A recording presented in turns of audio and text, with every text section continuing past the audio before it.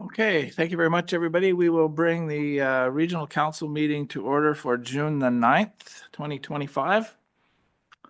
We acknowledge that this meeting is being held in the traditional territory of our friends, our neighbors, and our Treaty 8 partners of the Fort Nelson First Nation, as well as the Prophet River First Nation. We recognize our treaty and the rights inherent in that treaty, and we celebrate the contributions and enduring presence of the Métis people in our region. Please be advised tonight's meeting is available for the public to attend virtually and is being streamed and recorded. Are there any additions to tonight's agenda, Council? So I have a couple of things. I would like to move 11.1, which was the note of motion, just up to 9.1 at new business. That's where it belongs. I would like to add an in-camera personnel meeting at the end of this meeting for, as I said, for personnel meeting matters. And I have one piece of correspondence. So anybody else? None? Staff, is there anything to add? Okay, well, I'm going to take this special piece of correspondence and I'm going to do it right at the start of the meeting. I'm going to take mayor's privilege and just say that we have a local resident who has a special occasion today. Silver June Ritchie turned 6 years old. I want to read the, I just want to read the comment. She, small in stature, but big in personality. She's been a proud resident for all of her 6 years, contributes greatly to sidewalk chalk art in her neighborhood, and is a leading expert in ice cream consumption. So thank you very much for the request, and happy birthday to Silver. Okay, there's a public comment period there. Is there anybody online that wishes to ask a question or comment on anything on the meeting tonight? Seeing none, adoption of the agenda is in order with the additions, please. Councillor Souls, Councillor Gerwing, all in favor? Are there any opposed? Seeing none, that is adopted. We have 3 sets of minutes there. The Regional Council meeting of May the 26th, 2025, the Committee of the Whole, May 29th, 2025, and the Committee of the Whole, June 2nd, 2025 for adoption. Moved by Councillor Gerwing, second by Councillor Souls. Are there any errors or omissions? Seeing none, all in favor of adoption? Are there any opposed? Okay, good. Those are adopted. Is there any business arising from those minutes? Yeah, I have one. Councillor Gerwing, please. On the May 26th minutes, there was a letter to be sent to BC Hydro recovering the costs for patrols and fighting any fires. I'm just wondering if we have sent that letter. That letter's in my inbox for me to read and review. Okay.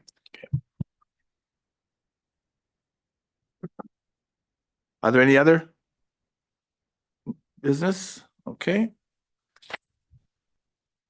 That then brings us to our reports. 7.1 on the agenda is Administrative Report 3225, the BC Infrastructure Planning Grant application for a water use efficiency study. Staff, please. Good evening, Mayor and Council. Welcome. This report introduces an application to the BC Infrastructure Planning Grant Program.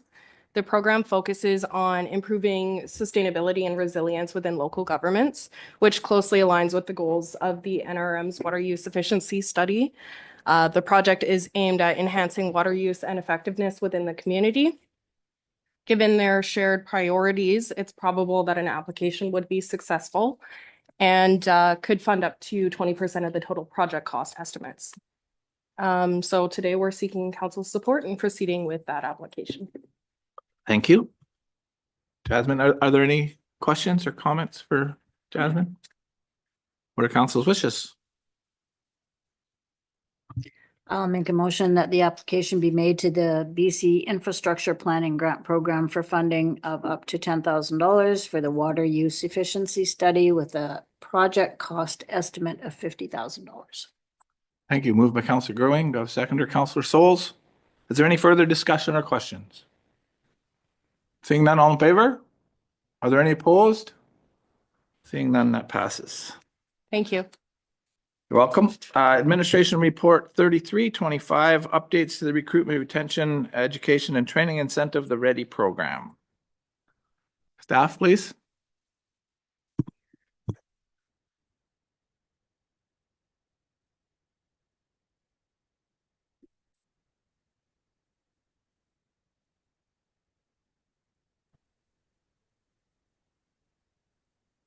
Good evening, Mayor and Council members. Just wondering if you can hear me? Yes, we can hear you. Okay, sorry.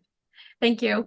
So in this report in front of you, I'll provide an overview of a proposed revision to the READY program, reflecting discussions and approvals by Regional Council on October 15, 2024 and January 27, 2025. The detailed changes are outlined in attachment 1, but I'll summarize the key points for you now.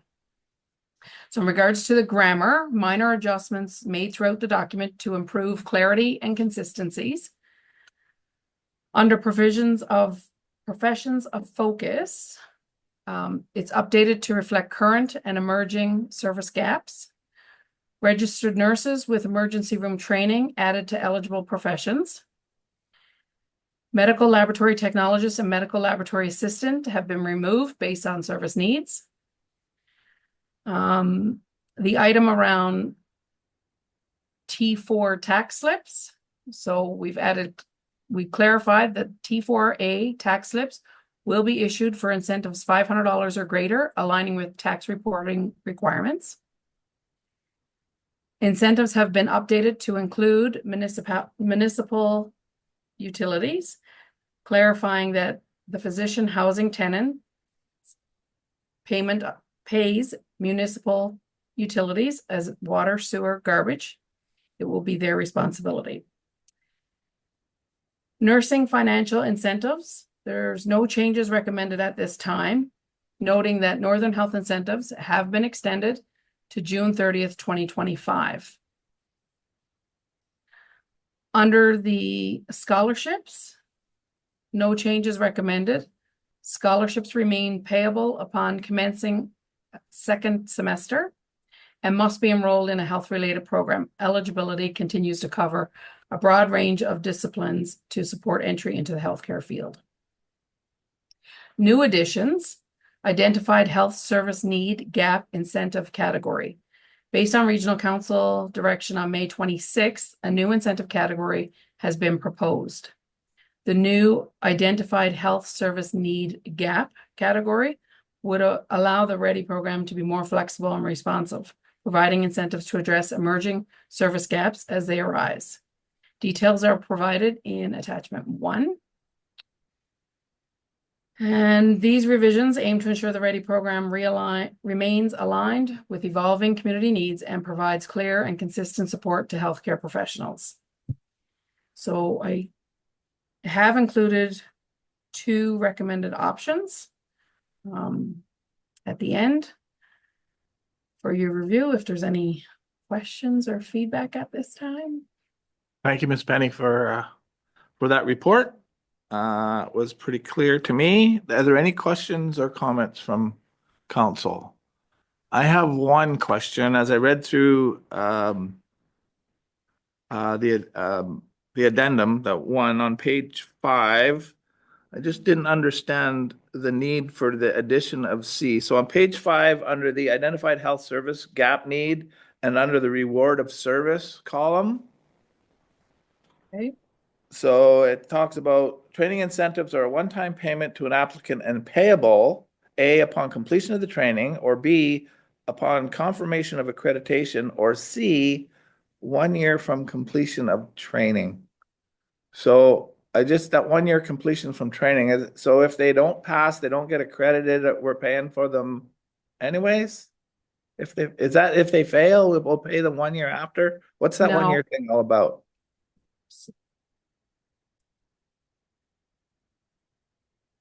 So that was an attempt to create some options around mitigating the NRM's risk if a person were to take training and then leave the community to apply the credential they've earned elsewhere. So it was, so it was around 1 year of successful completion of training, or it could be phrased that 1 year of implementing completed training or something to that effect. So the A, B, or C options were just some thoughts around how different ways we could mitigate a perceived risk of the NRM incentivizing training that's not applied locally. Okay. I don't think that does that. C doesn't do that. Like if it's, I think, I agree with upon completion of training or of confirmation of accreditation and 1 year of, well, whatever, 1 year of use, so 1 year of service. I mean, I know what you're probably trying to get away from is that service requirement, right? But it's, I don't know what words we can put in there right now to make me happy with this. Does anybody have any ideas? I think I liked, how you said and, Yeah, like A and B and, so 1 year completion. in new position, well, It's not a new position though. They've just They're got just some upgraded training their that they're training. using, right? Mhm. yeah. And 1 year of continued employment in the NRM, because they could switch. Say that was a hospital nurse and switch to Yeah. Fort Nelson First Nations or something like that, right? So it could be 1 year of successful employment in the NRM.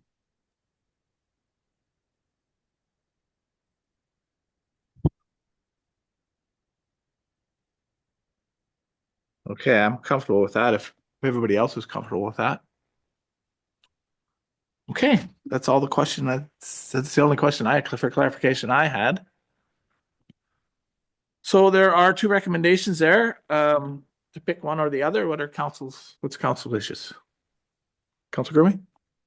Yeah, I would make a motion that updates to the NRM's recruitment, retention, education, and training incentive program be undertaken as proposed with the new wording With addition. with addition. Okay. Thank you. So moved by Councilor Gurley, second by Councilor Souls. Is there any further discussion? If not, all those in favor? Are there any opposed? I think, did I see your hand go up after or before Councilor Andrews? I'm in favor. Okay, thank you very much. So that passes. Thank you. That brings us to 7.3 on the agenda, Administrative Report 3425, the Organics Diversions Incentives and Commercial Pilot.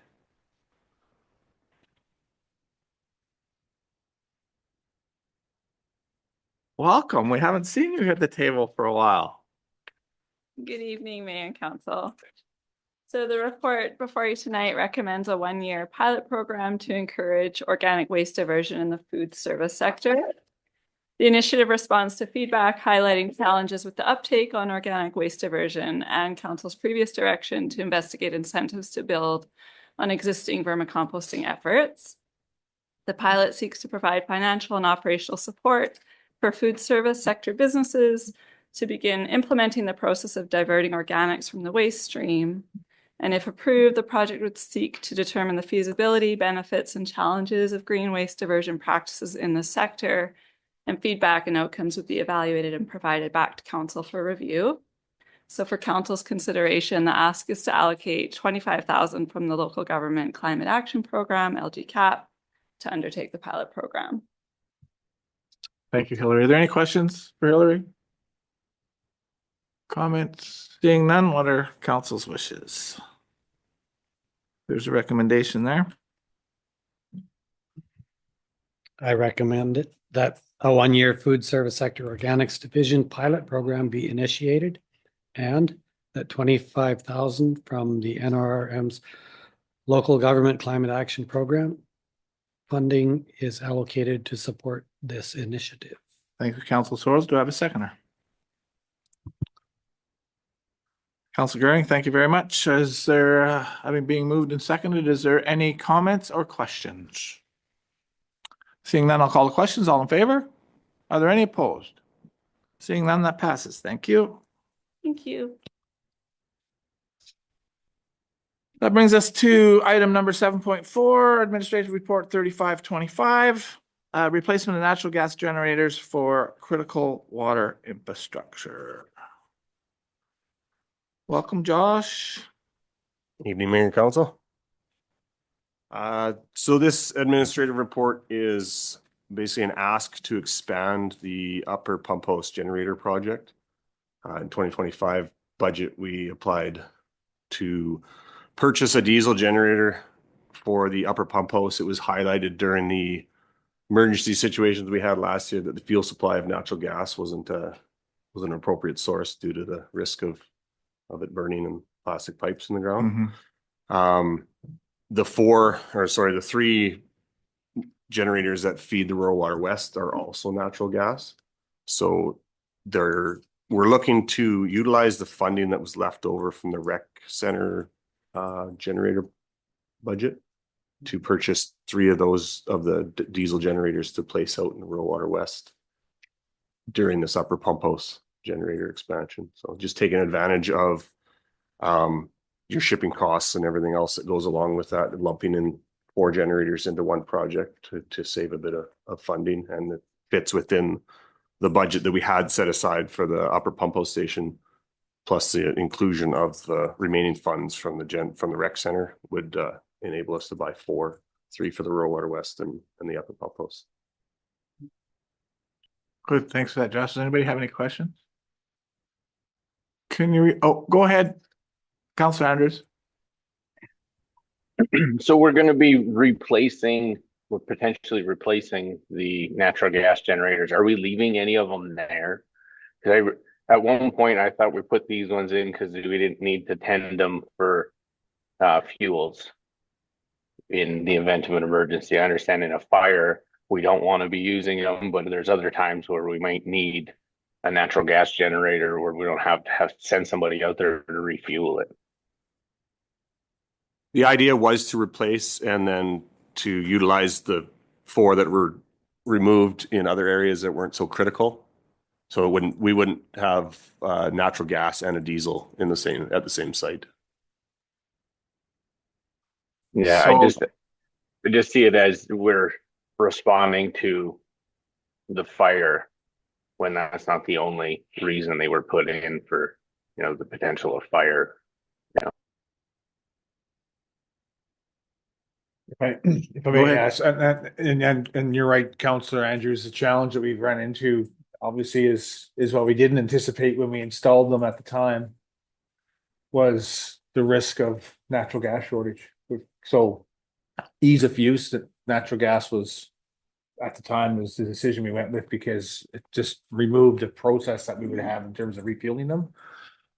But given the challenge that we ran into last year, and especially in the upper pump house where we actually rented a generator brought in last year, because we wouldn't have had any fire flows in a power outage situation at the upper zone, the top portion of the community.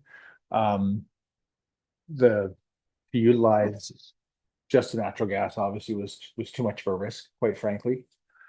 And we didn't see a need to duplicate from a redundancy perspective, I guess. I mean, it would be great to have, but then we're significantly increasing the scope, because then we're pouring additional pads and whatnot, and required to have both there, to have both those units there. So we don't really see a need to have both there, except for the fact we add the diesel component for refueling, which I believe these units actually have a extra capacity 48-hour.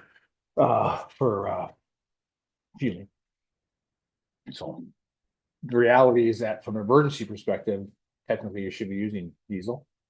But before, the language was more geared towards earthquakes, not necessarily the fact that they were replacing gas lines with plastic lines, that if you are aware where a gas line's like, it's not very far under the surface. So.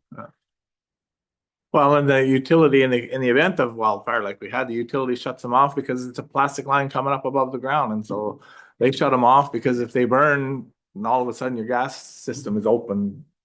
So I understand. Councillor Souls?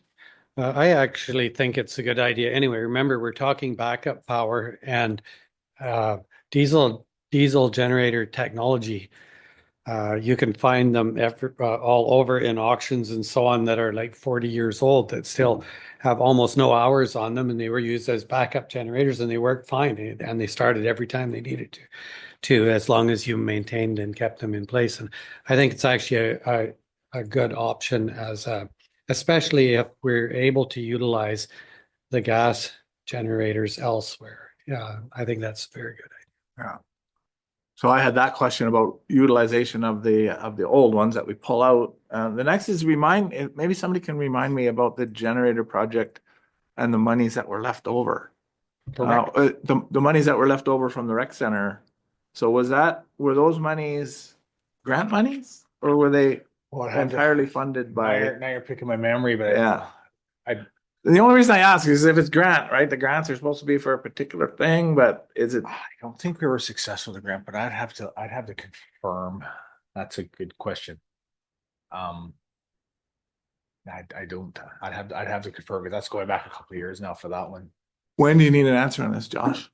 I mean, soon the salesman's asking me what the outcome was, and it did get pushed a week or two. So, I mean, not urgent, but Well, it's only because I'm worried that if we had grant money for that was intended for that, we've got it held over. We got to ask permission to use it. So is council in principle in agreement with using the funds? Like, Yeah. are you, Yes, so? as long as we're Yeah, allowed. so we'll confirm that. So it was all funded from surplus origin? Okay. Okay, so it was our money. It was not, okay, perfect. Thanks. Thanks, Jay. Okay. Councilor Roper. Just a quick question. Is there an opportunity to reuse the previous generators for other purposes, other facilities? yeah, Maybe that's, not emergency? yep, that was kind of the idea, was to put them where they're not so critical. So they can, if the gas supply does shut off, they don't need to be running, not to provide water to our Right. areas. Good. Thank you. Okay, what are council's wishes? There is a recommendation there. Yeah, that the upper pump station generator project be expanded to include the purchase and installation of diesel generators for the 3 rural water west pump stations, utilizing unspent funds from the 2024 Recreation Center generator project. Moved by Councilor Gurwing. Do I have a seconder? Councilor Souls. Is there any further discussion? Is your hand up or were you there for a seconder? I was gonna second it. Okay, thank you, Councilor Andrews. Is there any further discussion or questions? Seeing none, all in favor? Are there any opposed? Seeing none, that passes. Thank you very much. Thank you. That brings us to correspondence. There are 4, 5, 6 pieces of correspondence for information. Somebody move those that we received for Move to information. receive Moved by for Councilor info. Souls, a seconder. Moved by Councilor Andrews, or sorry, second by Councilor Andrews. All in favor? Are there any opposed? That passes. Thank you very much. Okay, that brings us to new business, which is 11.1, which is the request, a recommendation from the Community Fire Smart Resiliency Committee for $5,000 for phase 1 of their water source project to locate and determine the condition of any potential water sources, burrow pits, lakes that a helicopter may access. So that's the motion that I'd like to put on the floor. If I have a seconder, we can talk about it. Councilor Gurwing, thank you very much. So the notice of motion as it captured the secondary, which would be phase 2, which is once the committee has a report that talks about where all these potential water sources are, they then would look at it from a strategic perspective and bring recommendations back to council with respect to which ones they might want to open or do some work to. So it sort of reads the way it came out, that phase 2 would be part of this recommendation, and that's not the case. That's not the case here. We really want to just talk about finding, locating them, identifying them, giving them a name, determining determining their state of repair.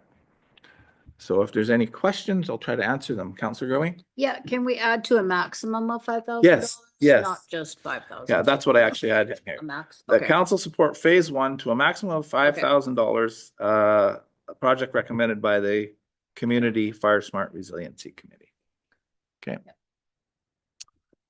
Counselor Andrews, please go ahead. Part of my question was just answered, the amount.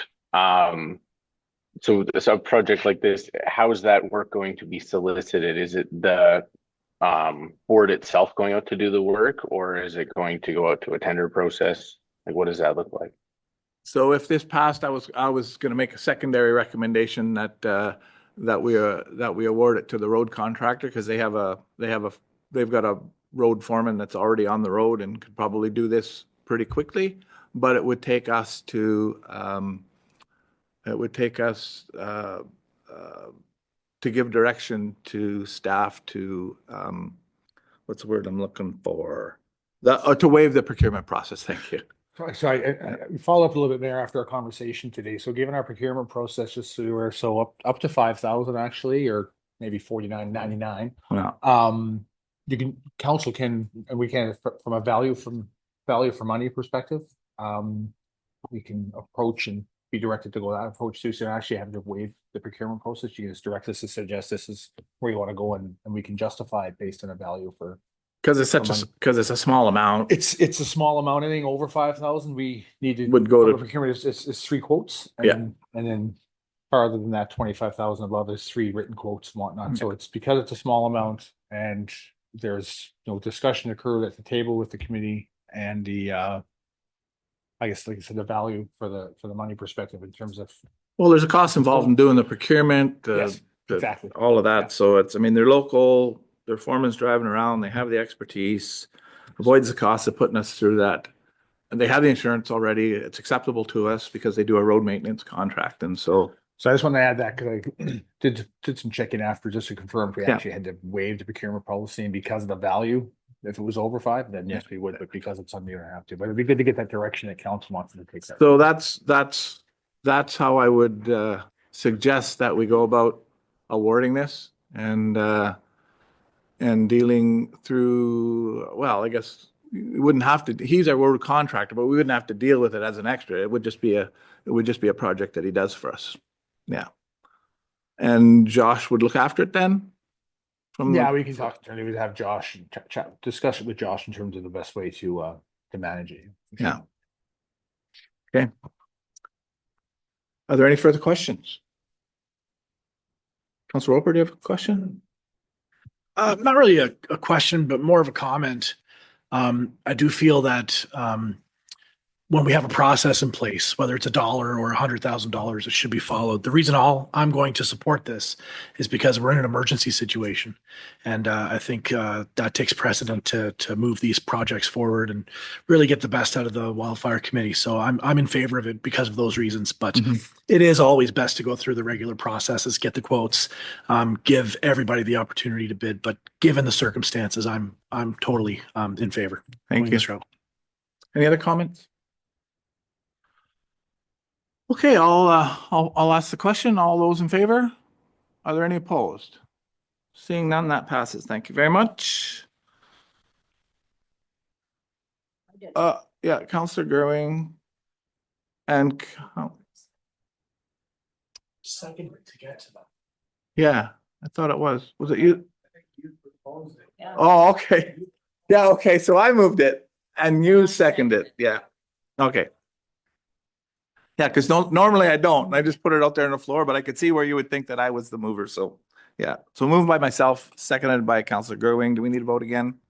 Are you comfortable? Okay, thank you. Okay, takes us there. Do we have any council reports? Councillor Gerwing? May 27th, I attended the Lamplighters AGM, and it's just so wonderful to see that organization really taking off, and I don't know if it's 3 or 4 contracts now with the United Way, and 4 employees where there used to be none. So our little $30,000 of seed funding a couple of years ago has really borne fruit. So it's just wonderful. If you haven't been there lately, they have all new furniture and they're livening it up, brightening it all up. And yeah, it's just a really fun place to be. May 28th, I attended the BC Rural Health Network Board meeting and followed that with the Environmental Action Committee meeting. May the 29th, the Government Transfer Committee of the Whole meeting. June 2nd, another Government Transfer Committee of the Whole meeting, followed by our meeting with the RCMP, Prophet River and Fort Nelson First Nations.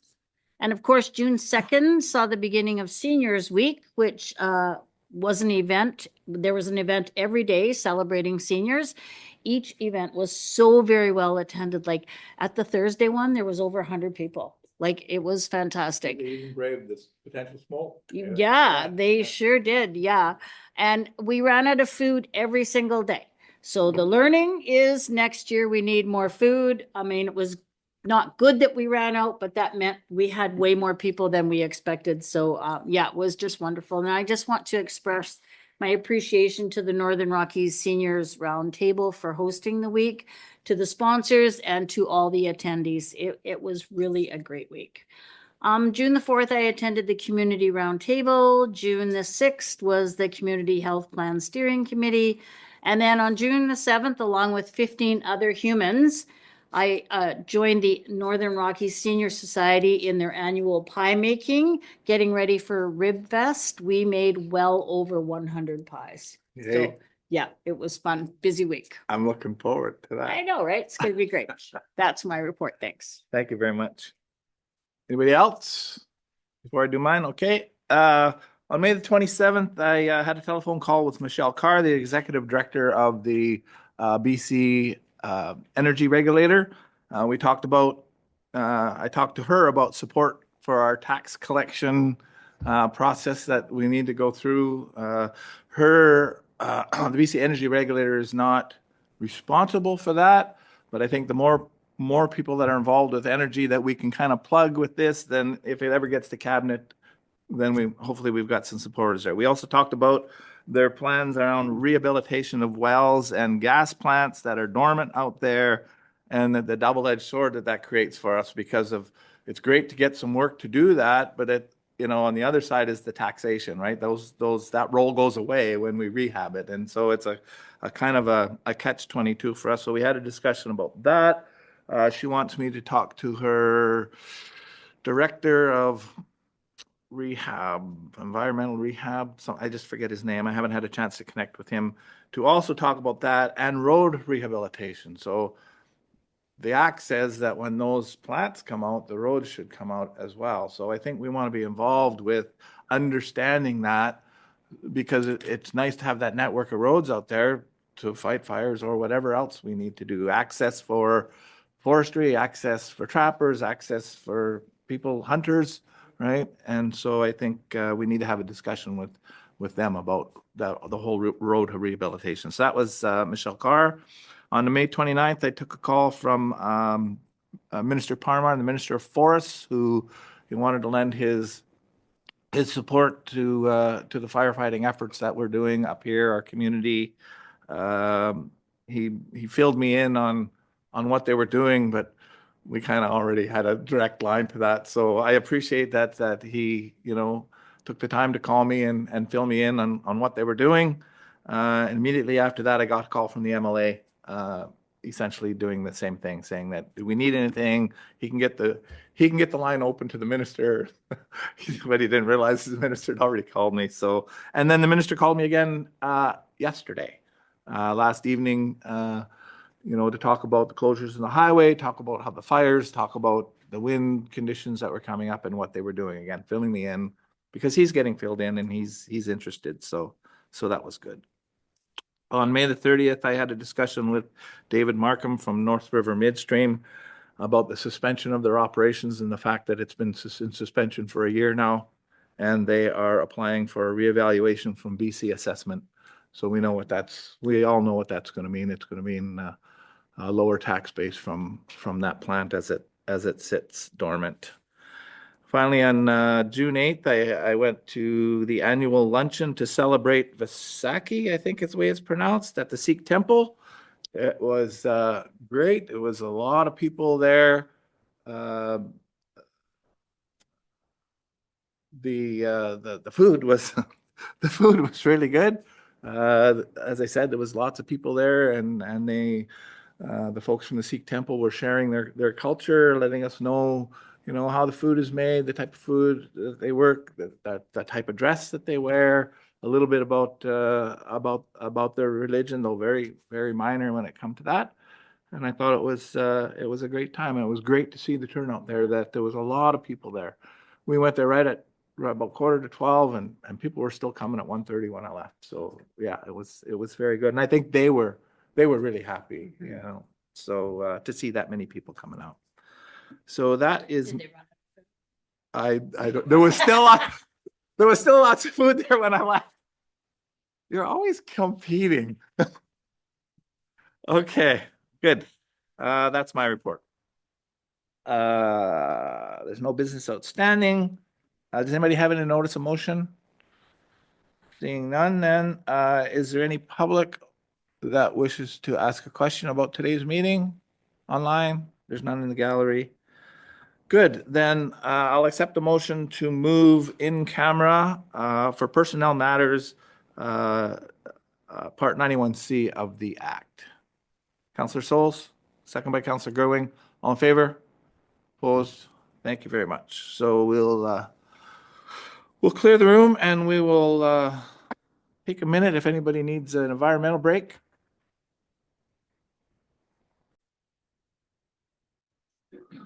Thank you, everybody. We are done the in-camera portion of today's meeting. There is nothing to rise, no report to rise with. So adjournment of the regular council meeting is in order. Moved by Councillor Gerwing, second by Councillor Souls. All in favor? Ready opposed? We are adjourned. Thank you very much, everybody.